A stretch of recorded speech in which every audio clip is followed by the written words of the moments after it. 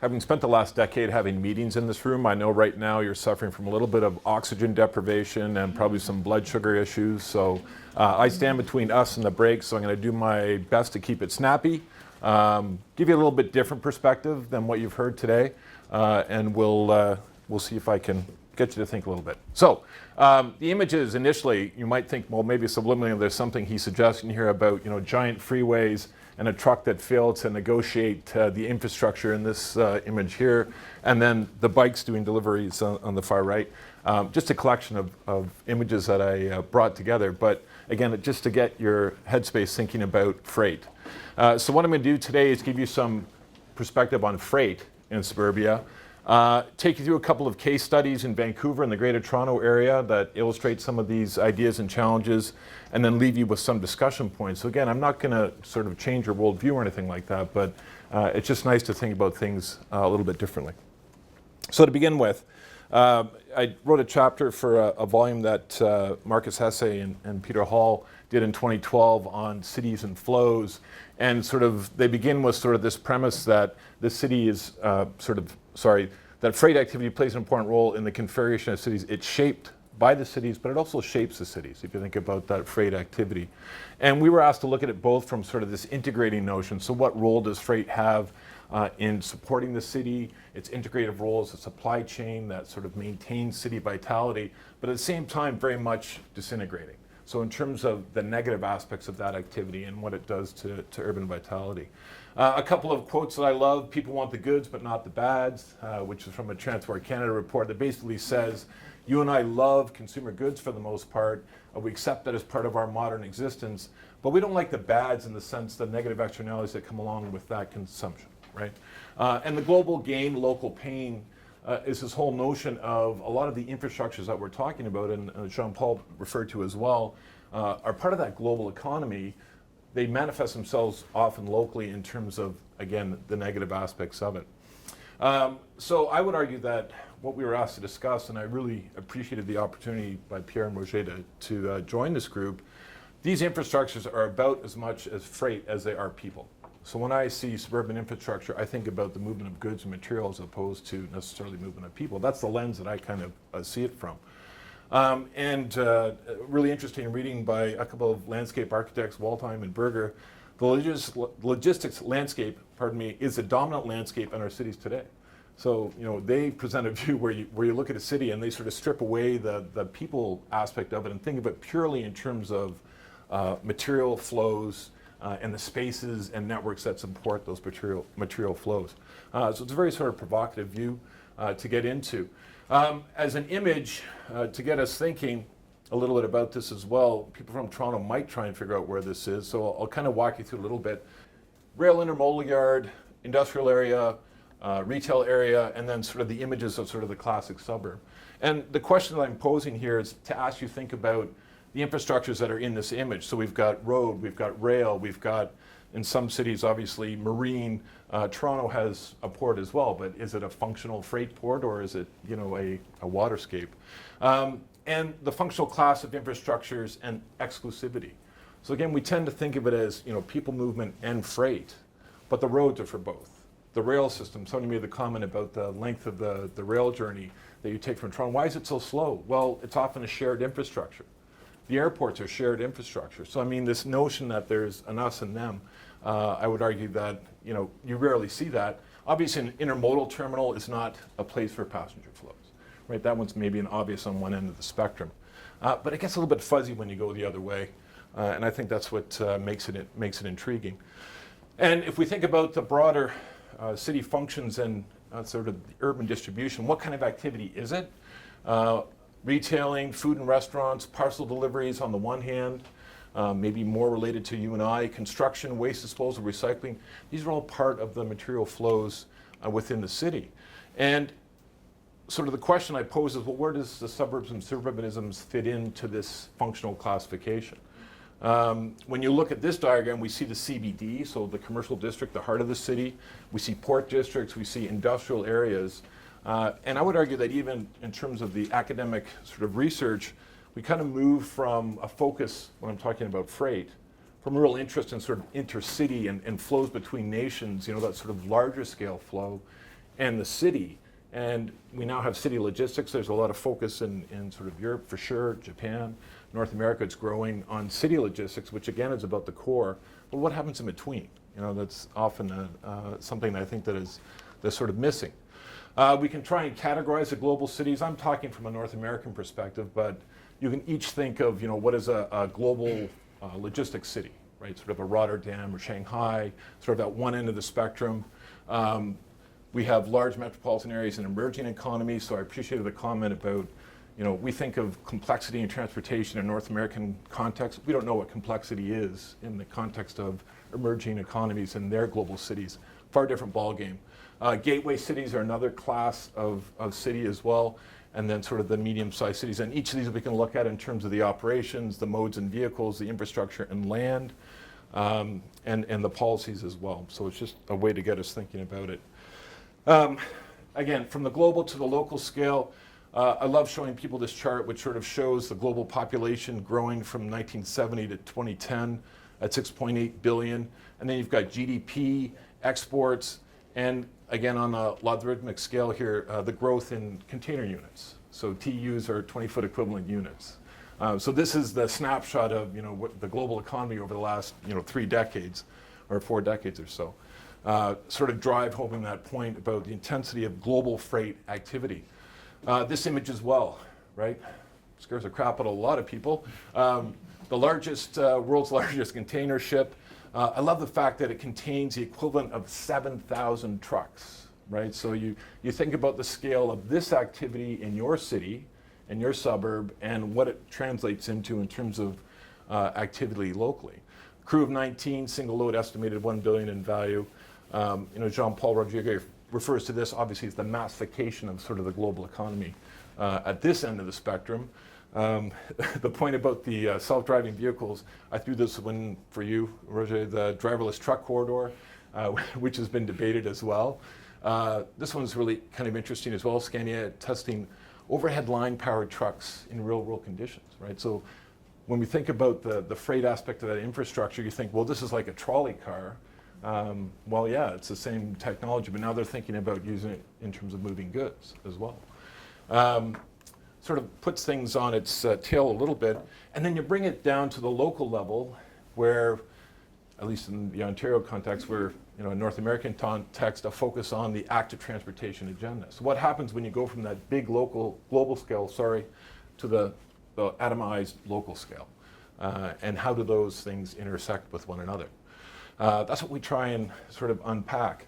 I would posit that the stereotypical, and again, we weren't supposed to stereotype too much, but North American suburb is auto-focused, transit-challenged, active transport limited, and freight forgotten. Right? We think about it, we tend not to think of how freight fits into it. I'm just using these images to show you different vehicles. This one is trying to negotiate a traffic circle, not very successfully. Here's the Amazon Prime drone, right? How is that going to change things in our urban context? And I thought this one was interesting. Amazon expands same-day delivery into the suburbs, right? So a lot of what Amazon does is, of course, focused on very dense city cores and those areas, but again, into the suburbs as well. So what does that turn into? So a few perspectives, and I forgot to start my watch, so Frederick, you'll throw something at me if I start. How am I doing? You're fine. I'm fine? Okay. Halfway through. Ah, excellent. I'll speed up then. Okay, some perspectives. Freight has evolved from a focus on space to a focus on time. So just-in-time production, quick response retailing, right? The industry focuses on the timeliness of things, the scheduled economy. And there's an emphasis on flow rather than stock. So Amazon's business model, for example, includes having vehicles that are stocked with the regular products that we consume, roaming around neighborhoods and waiting for us to purchase something so that we can get there quickly, right? So it changes it from a warehouse with, you know, something that we go and pick up to delivery. It's dominated by trucking in a North American context and growing, which the public fear, misunderstand, etc. Impacted severely by congestion and worsening. So every argument around new road construction from the freight industry is about productivity losses and wasted time. No doubt is a major source of negative impacts on urban life. So air quality, noise, stress, fear, visual intrusion. These are all aspects of freight activity and goods movement in the city. Strategic invisibility. There's an argument that in terms of politically and decision making, it's politically neutral, right? So politicians are not going to be effective in arguing around sort of freight-related activity as much as there are people movement. There certainly is an increase in activity and a much more dispersed activity. If you think about consumer buying patterns, retailing is being turned on its head. Our e-commerce activities, that translates into big impacts in the freight side. And a blurring of the CBD, industrial, and suburban differences. So every point in the city is a logistics point, right? Trucks, vehicles, deliver goods everywhere. So that starts to get blurred. And interestingly, the last mile has now become the new battleground for freight. So it's all focused on that last mile delivery. Public agency interest historically has been on regulate and restrict as opposed to accommodate and understand. So again, freight is often an afterthought in the planning process. It's increasingly complex if you think about the jurisdictions involved, the private interests involved and actors, and the intersections with people movement. So again, why is your train slow when you're commuting? Why does it have to pull over and wait for the freight train? Who has priority? That's the kind of complexity in the system, and I would argue it remains relatively poorly understood. So, as an example of jurisdictional complexity, here's a long combination vehicle that's legal in the province of Ontario at 40 meters. The federal government sets the engine standards, the province sets the vehicle weights and dimensions, the local municipality sets the route access and idling restrictions, right? And the infrastructure that it's riding on is a combination of shared costs by perhaps all three levels of government. And certainly the citizens have a strong dislike for that type of a vehicle. Just to give you a sense of that jurisdictional complexity. In terms of the case studies, what I was trying to do is pick case studies that I thought illustrated some of these perspectives, especially on the complexity of the decision-making, sort of the upstream infrastructure investment decision-making, and the downstream impacts. And so I'm going to have to go through these relatively quickly. How am I doing for time, Frederick? You're just under 15 still. Still under 15, okay. Pacing myself. Okay. So Vancouver is a gateway city, one of Canada's important coastal gateway cities, our world to sort of the Asian trade. They have a very active Vancouver Gateway Council. So again, this represents an industry group that functions within the decision-making hierarchy around infrastructure. And the federal government ran a program starting, I think, in 2006, 2007, the Asia Pacific Gateway and Corridor Initiative. So it's a federal top-down initiative for investing in local infrastructures that support Canada's national trade.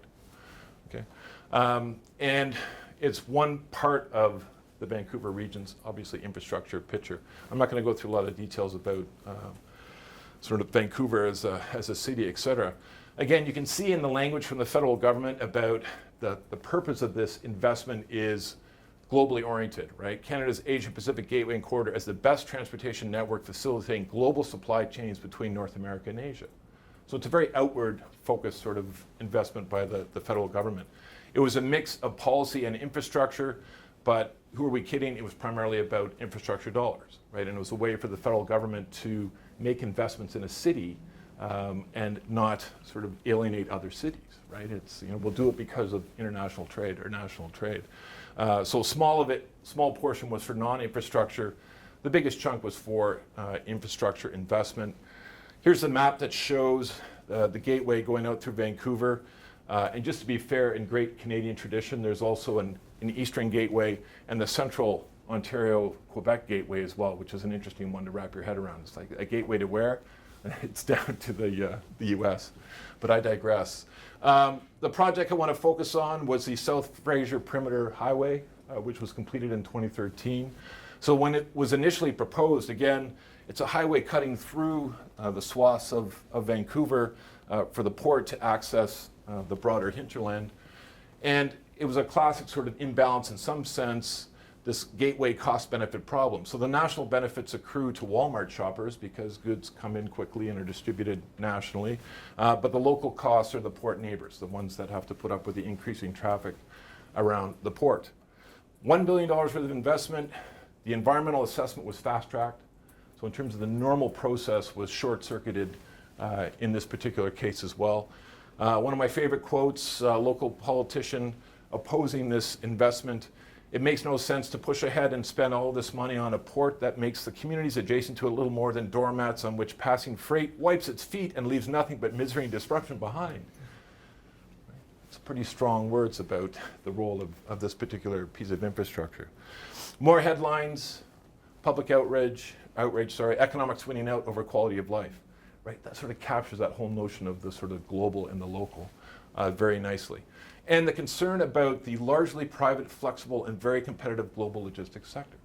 So again, we invest in the sticky infrastructure, but the activity around it can simply move to another piece of infrastructure. That was sort of captured in that sense. It opened in 2013, good for industry, good for the local commuters apparently. Is it a win in the context of the broader discussions around sustainable transportation? We can debate that one. And I'm speeding up because I still have to get through the GTA. My own work, I study distribution centers and warehousing and their particular locations. So within the GTA, and those in the local region would go, oh, more growth plan. But for our guests, a couple of big regional planning influences are: one, the Greenbelt Act, which defines sort of the defined growth boundary around Toronto. My level of interest around this, if you think about smart growth intensification, what does it mean in terms of freight? What does it do in terms of land supply? And this is related to concerns around freight sprawl. So just like suburban sprawl, there's freight sprawl. And the other aspect, of course, is places to grow, where we define future economic corridors, protect employment lands proximal to highway corridors. This is sort of enshrined within that. And more recently, it's been really interesting. There's an environmental assessment underway for the GTA West, which is this chunk of infrastructure right here. And I was intrigued because they make specific reference to goods movement priority features. So is this suggesting that there's been a shift in the sort of ignorance around or lack of engagement around the freight side in terms of infrastructure planning in this case? Just in terms of the sprawl, I'll just focus on the maps. Here's 2002. We looked at warehousing locations within the GTA and the Greater Golden Horseshoe, and then looked at them again in 2012, and looked at things like the average distance to center. A little bit of empiricism for you today. So we would argue that there's some evidence of sprawl related perhaps to the influence of things like places to grow and the Greenbelt. Right? So has it sort of influenced where these facilities are located? They're getting bigger, right? These distribution centers are not getting smaller, they're getting much bigger. Speaking of which, do a couple of quick ones here. Canadian Tire, one of Canada's big national retailers, used a ministerial zoning order to get approval for their facility. So again, rather than going through the normal process, short-circuiting it, ministerial approval for their 1.5 million square foot facility. And again, the headline captures the essence of the tension, right? To keep hundreds of jobs in Peel region, but many residents object to rising truck traffic and low-wage industry. Okay? That's just a picture of the ordinance. They were also going to use hydrogen fuel, but that got nixed as well because, again, in terms of the public debate, even though they were going to move in that direction, they suspended it. Tension over the traffic impacts, obviously. Land uses versus retaining jobs in the region, right? So 1,200 jobs, 800 trucks a day. There's a lot more residents that were complaining about the 800 trucks than there were those supporting the 1,200 jobs, right? As you might anticipate. And this is just to place it in the regional context. This one's a lot of fun. CN, our good friends, Canadian National, proposing an intermodal yard outside of Milton, Ontario. And again, a 400-acre, 4-train, 1,500 truck per day, proposed originally over a decade ago, and then they pulled it off the table, and now it's come back to life again because of pressures in their existing facility. The proponent is Canadian National, which is a private railway with a very public past. Happy to share that with you. Growing demand for intermodal services. Really crappy map to show you, but basically 401, town of Milton, town of Oakville, QEW, and this red box here is the proposed facility. So again, in between, right, the urban spaces, part of their network, and this intermodal facility is going to be serving the larger GTA population and beyond. So the really cool thing is it's a federal regulated railway, so they can basically do what they want. And there, again, if you're familiar with the Canadian Federation of Municipalities and the railways and sort of their relationship, they recently signed an accord, I think 2 years ago. I believe that the railways have been in cities for about 150 years, and it was great fanfare. It's like, oh, we're getting along now, like that. But the railways can kind of do what they want, which scares the local community. So lots of players involved, but here's the mayor.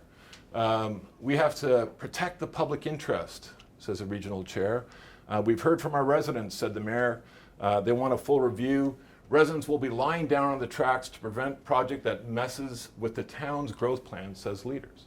So again, Milton's one of the fastest growing suburban areas in Canada.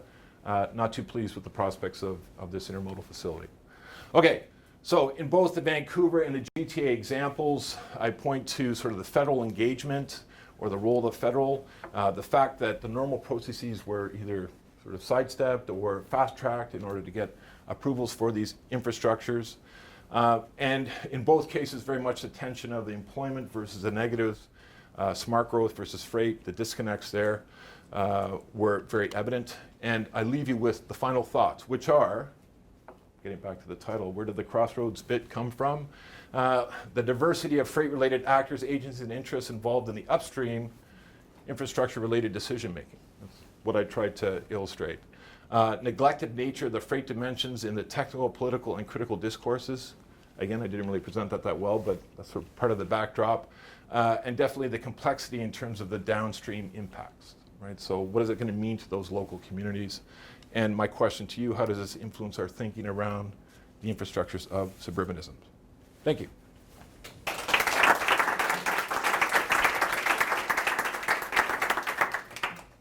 So we could call that 6 minutes or 7 minutes for questions, so we have to do a couple rounds. If there are any. Ute? Yeah, just quickly about the question, in the context of your research on Toronto region, you kind of were very quick in regards to the Greenbelt and the Places to Grow Act. Could you elaborate a little bit further what impact it had on the distribution centers? Yeah, well, and I think it's still unfolding, I would argue. So when you look at this particular map, for example, the actual green belt, the existing built-up area, and then the spaces in between that are sort of filling in. And so the process that's happened over the last 5, 6, 7 years or so is that there's a bit of leapfrogging going on where you see some of that development being pushed further afield. You also see still a filling in of some of these spaces as well, but it's all about the cost of the land, the taxation, and the access to labor are sort of the key drivers. So when we interviewed the distribution center operators, that's what sort of motivated them, and the room to expand. So in some cases, they're located in places like Brantford because it gives them access to the US market and then back this way through the GTA as well, trying to avoid traffic in the southern part of this region. So that's part of what we unpacked in terms of the influence of it, but it'd be very hard to stand here and make any kind of sort of causal statement and say like, well, the reason this is occurring is just because of the Greenbelt. Lots of differences in terms of the activity, the nature of the distribution centers, the increase in use of technology. These are also pushing them sort of further afield as well. Yeah.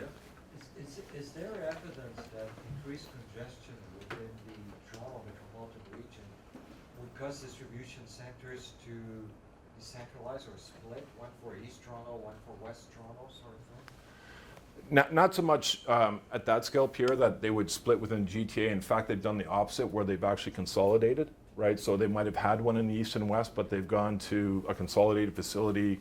The pull has been more towards the north rather than sort of east or west. I think that other layer of that decision, though, is a firm's sort of national or global strategy, right? So if they're looking at the Canadian marketplace, for example, where are they going to locate in the first instance? So they might look at the GTA and say, too expensive, too congested, right, and move to another city. So there's that level of regional decision making, but then once they've decided within this market, chances are they would focus on a particular location. My question is, you bring up a very interesting point with the decentralization, the location of the Milton Yard, for example, moving to Caledon, because these are places where there are no employees to fill these jobs. So it's a very interesting dynamic. I wonder what role that's playing in terms of that jobs dynamic versus the local population dynamic and how that's playing out. Yeah, and I'm not sure, again, within, if you following the media presentation is again about the people, citizens against virtually everything, right, that come out and say, we're against this.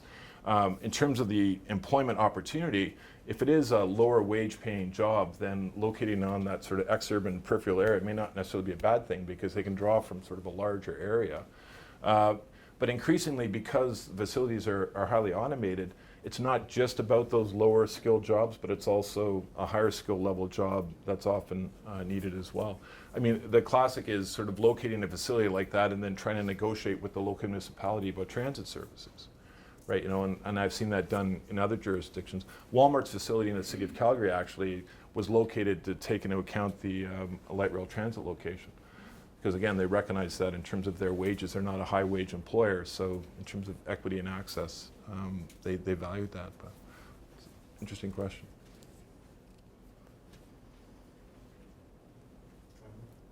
If we have no more questions, then I'd say a round of applause. Thank you Excellent. very much. Thanks, guys.